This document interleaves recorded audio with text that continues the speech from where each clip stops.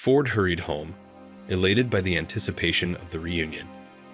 The business trip was planned to last until the beginning of January, but he had successfully managed to solve all the cases much earlier, and it was the real happiness to meet Christmas with his beloved wife in his cozy apartment on the 7th floor of the new building, which he had bought just before his wedding, so that he would have a place to bring his wife and start a happy new life. The man knew that Jessica, his wife, did not cook anything, because she had told him on the phone yesterday that she would celebrate Christmas in her sleep, because she did not want to celebrate Christmas without him. So he stopped by the supermarket on the way and bought slices, salads, champagne, and a bouquet of flowers for his beloved princess. On the wings of love, he rushed home, or rather in a cab. He did not ring the doorbell, but decided to open it with his own key. He went quietly into the kitchen. He carefully put the packages down and tiptoed to the bedroom, thinking Jessica was asleep. But when he opened the door quietly, he found that Jessica wasn't there. This somewhat confused Ford, and he immediately dialed his wife's number, but the caller was not online. It was a little strange, because Nena had moved there from another city. They had met by correspondence, and she didn't have any family or friends or even colleagues here. Because Jessica didn't have a job yet. She tried to find a job, but she had had no luck for almost a year. So where could she go? Ford asked himself, but he couldn't find an answer. He dialed more and more of her number, but it was unavailable. The man put the groceries in the refrigerator, dressed the Christmas tree, and decorated it with lights, but Jessica never returned. During this time, Ford began to worry, but then thought she might have gone to the store, for example. After all, he had wired her money yesterday as a gift and told her to pick out her new perfume. Yes, that's right, Ford thought, and convinced himself that he did, knowing his wife's predilections for perfume. He set the table with a tablecloth, put festive dishes, and decided to stop by a friend's house to wish him a happy new year and pick up the car he had asked to use in Ford's absence. Adam lived 2 blocks away, so very quickly Ford got to him. He was already ringing his doorbell, which didn't open for a long time, but the car was in the driveway, and the lights were on in the hall. So Ford figured his friend was wearing headphones and started ringing and knocking on the door. Adam opened the door, his eyes rounded genuinely. He pulled his terry cloth robe tighter and swallowed frantically. "How are you? Have you seen a ghost?" Ford shoved him lightly on the shoulder and smiled. Adam took a confused step to the side and bit his lip. "What's the matter with you?" Ford asked again in a serious tone, and as he hung up his coat, he got a silent answer himself, noticing in the closet his wife's coat, which he had bought her a month ago. He found himself at the bedroom in a flash and abruptly opened the door, only to be convinced of his suspicion. Jessica was lying on Adam's bed, lightly covered by the covers, and when he saw her husband, she cried out and covered her face with her hands. Ford turned sharply, spitting through his teeth, grabbed his jacket from the closet, grabbed his car keys from the shelf, and hurried to the door. Then he turned sharply and knocked Adam out with a swing. As he pulled out of the door, Ford noticed a basket on the hood of his car and a woman running away from it. "Stop," the man shouted. "Pick up your thing. Stop." He wanted to rush after her, but she was already far away, and he decided he did not have time to deal with deviants on top of his own problems. As Ford approached the car, he heard a child squeak, and as he leaned over the basket with the baby in it, he realized that now the problem would definitely be his. He rushed after the woman, but there was no sign of her. After circling around the house, he returned, put the cradle in the backseat, and went to the nearest police station. It was 4 hours before Christmas, and no one wanted to work anymore. "Wait." The man on duty, looking out of the window, grudgingly stretched out. "Why should I wait for anything? It's not really my problem." Ford tried to find out, but the man slammed the window, leaving the man unanswered. Realizing very quickly that he was not welcome there, Ford decided to act himself. He opened the cape on the cradle and noticed a folder of papers on the side. He opened it. It was the baby's papers and a note. "Raise the bastard yourself." Ford dialed a longtime friend's number and asked to run a background check on the woman listed as the mother on the baby's birth certificate. "What the hell, Ford? We are celebrating." "And I do not have time to celebrate. I have an urgent need." 10 minutes later, my friend called me. "You're lucky there was a computer with a base. They found your lady. Write down the address." Ford thanked and did not hesitate to go there. No one answered the door, and the smell of gas wafted from the apartment. He pushed the door open immediately. He put the cradle on the steps and walked quickly through the apartment, covering his face with his jacket. In the kitchen, a young woman was sitting on the floor, crying quietly. "Get up, you fool." Ford shut off the gas pipe, opened the window, and helped the woman up. He quickly led her out of the apartment and placed her on the steps, opening a window on the landing. She looked up at him hazy. "Can you walk?" Ford asked loudly, and the woman nodded fearfully. He took the cradle, too, in which the baby was not quite tossing and groaning, and said loudly again, so that there was no chance of disobeying, "Follow me." He put the woman in the car, put the cradle beside her, and drove to the house. Leading the stranger with the baby into the apartment, Ford immediately discerned that the woman had apparently not eaten or slept in a long time. He pointed her to the door of the room, brought her a glass of water, which she greedily drank. The girl looked up at Ford. "Why did you take me away from there? Don't you get it yourself?" "I don't want this life. I don't want it." "Let's see what you say in time," sternly replied Ford. "Why did you decide to give me your child?"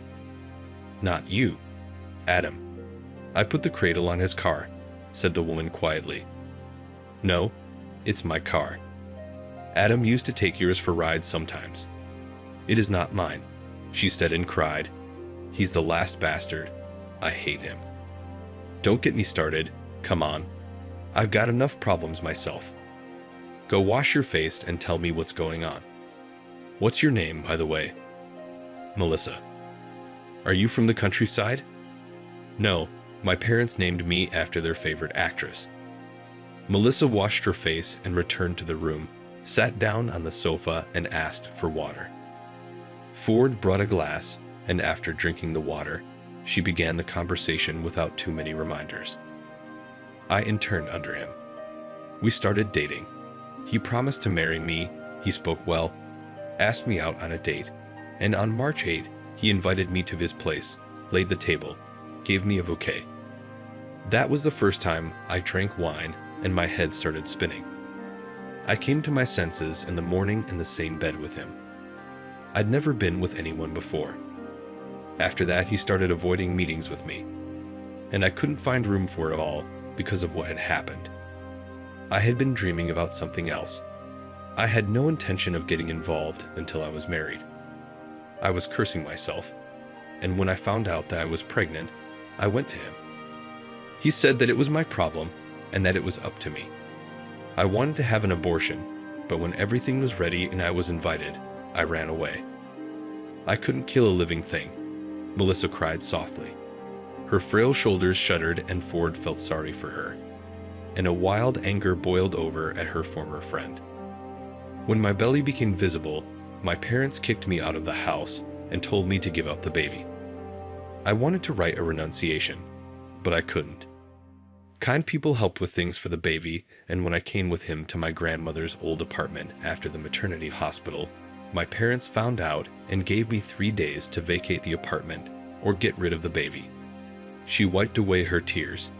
I did not know what to do. There was no money and nowhere to live. I called him again, but he immediately told me to forget his number. Ford sighed heavily. He'd never imagined that the man he'd been friends with since high school could turn out to be such a jerk.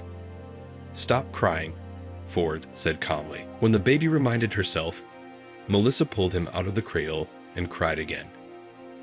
"I don't even have anything to change him into, and he's wet." Ford noticed the tenderness in her eyes as she looked at the baby, and her heart squeezed with sadness. "We shall solve it in a moment." He left the apartment and came back in 5 minutes with a large bag. "Here you go. My sister brought my nephew's things in the pantry. They have no place to store it. I think there is enough." Melissa looked at him appreciatively and whispered softly, "Thank you." Then she'd hugged the baby to her and burst into tears. "Forgive me, my darling. I love you so much. Forgive me, you fool. I'll never forgive myself." The timer on Ford's phone went off. "Christmas is coming, and we have to celebrate with dignity. Hurry up and change the baby and change yourself." My sister's dress was there too. He went into the kitchen, got a bag out of the refrigerator, and started opening containers, transferring food to salad bowls. "Melissa, did you change your clothes?" "Yes, I'm feeding my son," the woman answered quietly, and after 15 minutes she added, "Well, that's it.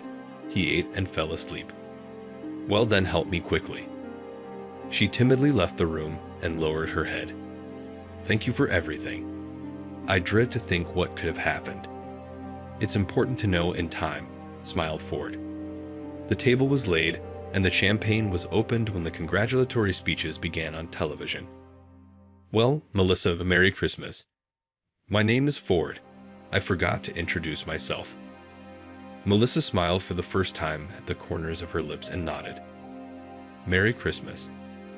The baby slept soundly, snoozing at his cradle, and Ford and Melissa talked until almost morning. In those few hours, he managed to get a glimpse of her and her soul. So pure, so naive, and so fragile. He invited Melissa and the child to stay with him. 3 rooms is too luxurious for him alone. She could find no words of gratitude and blushed silently. After the holiday, Ford left on a business trip, leaving Melissa the keys to the apartment and money for expenses. When he returned, he found that she had only spent a paltry portion. "Why did you limit yourself so much?"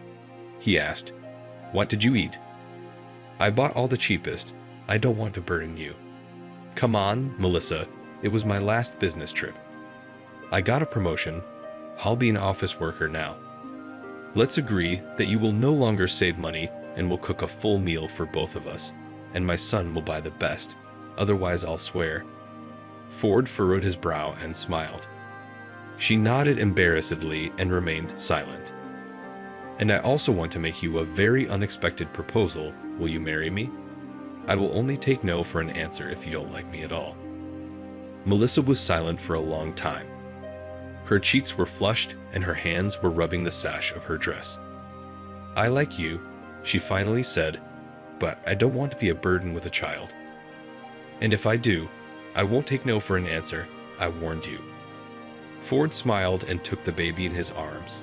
"Come, Melissa, let's go and get married." 5 years passed. Ford and Melissa and their son and young daughter were walking in the park. On a bench sat a man in an old tracksuit, unshaven and pity-inducing. He was staring intently at the happy family, now at the Ford, now at Melissa, now at the children. Then he stood up abruptly and walked toward them. They recognized Adam immediately in their eyes. "He looked so familiar. Did you? Together? I knew you lied to me about the baby. You wanted to hang someone else's yoke around your neck. 1 to 1. He looked with contempt at Ford. "Only yours has deprived me of a house. Can you help me to settle down in life?" Ford took his former friend aside, and in a few minutes he was hurrying away along the path leading to the exit without looking back. "What did you tell him?" Melissa asked. "Let it be my little secret." Ford kissed his wife, and taking the children's hands, they went on their way, happy and in love.